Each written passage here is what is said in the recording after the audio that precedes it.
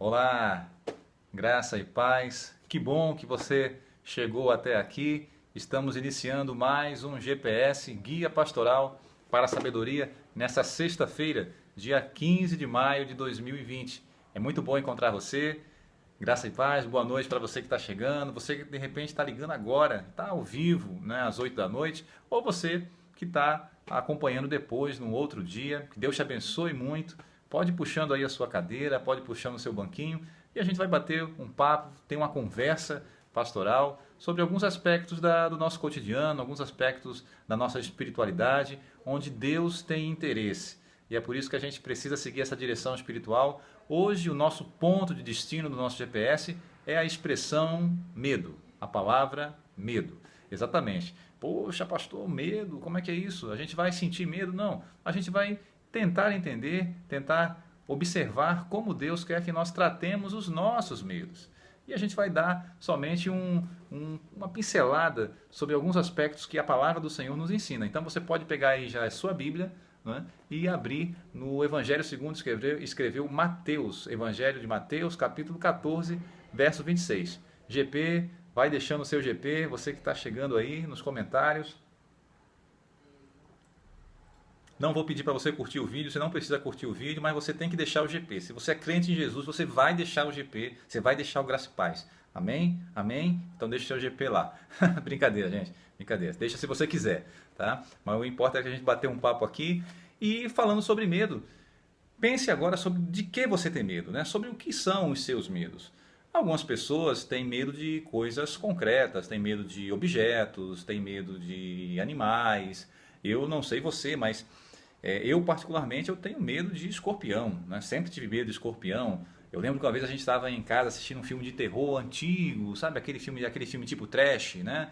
E o nome do filme era alguma coisa que tinha uma porção de aranha. Tinha aranha em todo lugar, né? Aranha saindo pela parede, aranha pelo esgoto, aranha dentro das roupas das pessoas, aranha no copo do milkshake, aranha em tudo que era lugar. Ah, aracnofobia, né? E tinha umas aranhas gigantes, né? Filme de aranha tem que ter aranha gigante, tem que ter aquela aranha gigante, né? Aquela que vai lutar lá contra o Megazord. Não, brincando, gente, aí é outra história. E aí, quando eu estava assistindo um filme, desce o que da parede? Um escorpião, né? Aí eu dou aquela corrida, vou lá, subo na cadeira, meu pai, que foi isso, rapaz, que foi isso que está aí em cima da cadeira? Não, tem um escorpião, né? E até hoje eu fiquei com aquela lembrança, porque num filme de aranha aparece um escorpião. Olha só que coisa. Mas isso se chama aracnofobia, né? Se você tem medo de algum aracnídeo, aranha, escorpião, é aracnofobia. Nós vamos ver outros tipos de medo também. Então, por exemplo, se você tem medo de sapo, você tem bufonofobia, né? Se sapos especificamente. Se for os anfíbios em gerais, aí já é batracnofobia. Se você tem medo de locais fechados, ficar em elevador, né? Você tem claustrofobia. Se você tem medo de escuridão, você tem ligofobia. Se você tem medo de barata, né? Medo de barata é um nomezinho bem complicadinho, né? A barata é tão fácil de falar, mas o medo de barata não é baratofobia, é catsaridafobia, né? Olha só. Se você tem medo de tomar banho, né? Tem uma galera aí que eu sei que tem medo de tomar banho, né? Não é falta de vontade, não é medo mesmo. Essa pessoa ela tem ablutofobia. Você é um ablutófobo, você tem medo de tomar banho. Mas falando sobre a expressão medo, a gente está falando de várias coisas aqui sobre medo. Vamos lá para Mateus 14, 26, já deu tempo de você chegar, sentar, né? Vamos lá para Mateus 14, 26, você vai ver o Evangelho nos dizendo o seguinte: quando o viram andar sobre o mar, ficaram aterrorizados e disseram, é um fantasma, e gritaram de medo. Verso 27, mas Jesus imediatamente lhes disse, coragem, sou eu, não tenham medo. Aí Pedro vai e responde, Senhor, se és tu, manda-me ir ao teu encontro sobre as águas. Venha, respondeu Jesus. Aqui nós temos um episódio muito curioso, porque os discípulos, eles estavam, o texto vai nos dizer, no comecinho do verso 25, que era alta madrugada. Quem tem a Bíblia na versão de Almeida, vai encontrar lá, já era a quarta vigília da noite. Né? Deixa eu conferir se é isso aqui mesmo, que eu também estou com a Bíblia de Almeida aqui. Quarta vigília da noite. Na quarta vigília da noite, é um horário na última madrugada antes do pôr do sol, ou seja, é entre 3 e 6 da manhã. 3 e 6 da manhã é o horário da quarta vigília. E nesse sentido, o que acontece? Eles não estavam dormindo de boa, porque se eles estivessem dormindo, eles não tinham visto Jesus chegar. Eles estavam ali já tentando controlar o barco, eles já estavam ali tentando dominar o barco diante da força das ondas, da força dos ventos que estavam dando contra a embarcação. Então, por isso que eles estavam acordados, né, nessa quarta vigília da noite, e dessa maneira eles já estavam ali já cansados, já estavam ali já, né, sofridos de tanto fazer aquele esforço. Se deparam com Jesus e o que acontece? Eles ficam totalmente amedrontados. E dizem, Senhor, primeiro eles dizem, é um fantasma. Aí Pedro diz, depois que Jesus diz, sou eu, tenham calma, não tenham medo. Aí Pedro diz, se és tu, me manda aí caminhar na direção do Senhor. E Jesus diz, venha. Querido, querida, você que chegou, sentou aí, deixou o seu GP, né? Muito bem-vindo, muito bem-vinda, boa noite. Nessa primeira coordenada de Mateus 14, 26, nós vamos ver que há circunstâncias que, assim como aos discípulos, vão nos trazer um medo expressivo, vão nos trazer um medo significativo, para além dos medos de objetos concretos, medos de insetos e outros assemelhados. Medo de situações. Tenho certeza que você está no mesmo contexto que eu, você que está assistindo aqui de Pernambuco, né, do Recife, região metropolitana, você está no mesmo contexto que eu, um contexto de medidas de restrição à locomoção, de restrição ao transporte, que foram colocadas pelo decreto estadual. E nós ficamos num estado que alguns chamam de lockdown, um estado onde realmente tudo para, né? Vamos entrar agora numa dinâmica até de rodízio de carros. Então, carros com placa par andam no dia par, carros com placa ímpar andam no dia ímpar. Enfim, ninguém vai mais poder ir de um bairro para o outro, tem que andar com a declaração para ir trabalhar, trabalhos essenciais, tudo isso aí. Tudo isso gerou em nós um estado de um medo aflorado, um estado em que nós tememos, porque antes mesmo dessa medida, nós já estávamos com medo, porque dia após dia nós vamos vendo o gráfico crescer, o gráfico de contaminados, o gráfico pela Covid-19, o gráfico de óbitos que a Covid-19 tem ocasionado, e tudo isso vai deixando o nosso coração apertado, vai deixando o nosso coração apreensivo, com medo, será que eu vou me contaminar? Né? Às vezes a gente passa tanto álcool gel que só falta cair a pele das mãos, né? E é máscara para lá, máscara para cá, e medida, e esteriliza, e vê tudo isso, mas, enfim, onde fica o nosso medo nessa história? O medo está sempre presente. E é aí que Jesus ele chega para nós no meio dessa tempestade, que pode ser comparada à tempestade que os discípulos estavam enfrentando, e ele surge de uma maneira sobrenatural, de uma maneira extraordinária. Ele vem caminhando sobre as águas. E os discípulos reconhecem.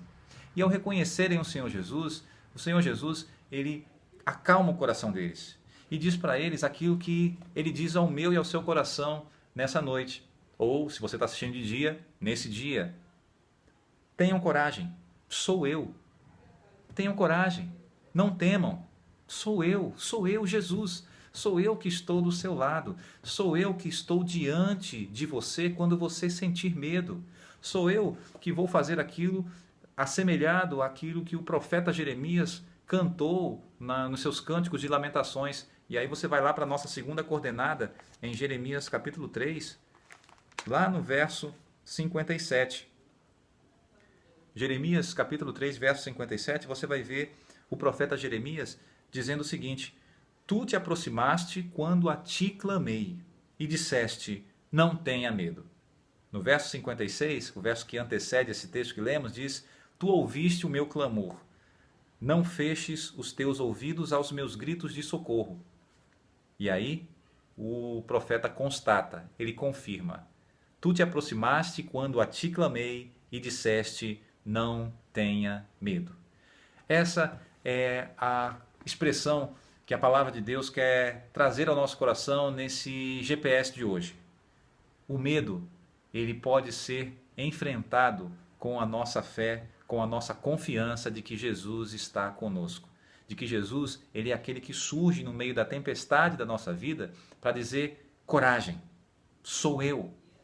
Ele afirma, sou eu, não é um fantasma, como vocês podem pensar, não é um vírus, não é as medidas políticas, não é as medidas de saúde, não é o ministro da saúde, que inclusive até hoje também, já mais um também que já partiu, pegou a mala e foi embora, né? Não é o governo, não é...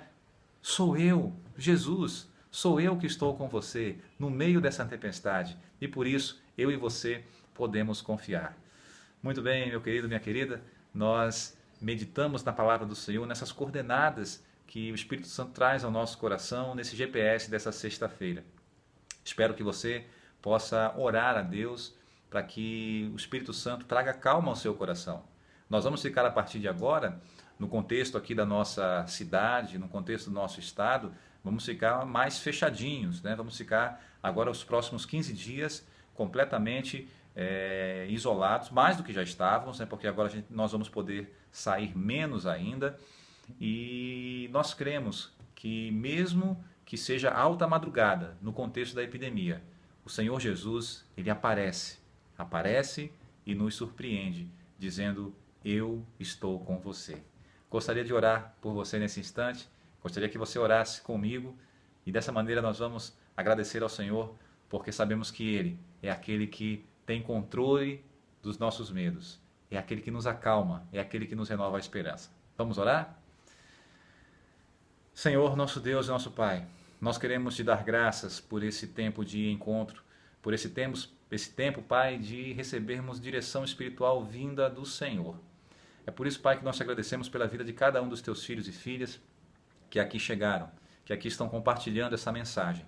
E queremos te pedir, Pai, que a tua bênção seja sobre cada um de nós. Queremos te pedir, Senhor, que o Senhor esteja acalmando os corações que estão amedrontados, os corações que estão preocupados, os corações que estão ansiosos, os corações, Pai, que não estão conseguindo ver perspectiva sobre o amanhã. Que todos, Pai, possamos crer em Cristo, porque como cantamos na canção, porque nós cremos em Ti, nós podemos crer no amanhã. Por isso, Pai, consola e conforta os nossos corações. Sê com cada um de nós, com os teus filhos e filhas que estão enfermos, que estão adoentados, derrama uma bênção de saúde, renova, Senhor, o seu bem-estar. Com os teus filhos e filhas que estão ansiosos, que estão cansados, que eles possam lançar sobre o Senhor toda a ansiedade, porque a tua palavra nos ensina que o Senhor tem cuidado de nós. Obrigado por esse dia em que o Senhor nos permite nos encontrarmos e que sejamos assim, Senhor, alegres na tua presença. Que a nossa paz, que supera todo entendimento, ela prevaleça sobre esse tempo de calamidade. E assim nós possamos ser canal de graça uns aos outros, uns para com os outros. Oramos assim no nome e por amor de Jesus Cristo. Amém e graças a Deus. Bem, querido, querida, que o Senhor te abençoe e te guarde e assim que você possa descansar do seu medo, descansar dos seus temores nas mãos do Senhor, porque Ele é aquele que aparece para acalmar a tempestade e dizer assim, coragem, sou eu. Um beijo grande e que o Senhor te abençoe muito, hoje e sempre. Amém.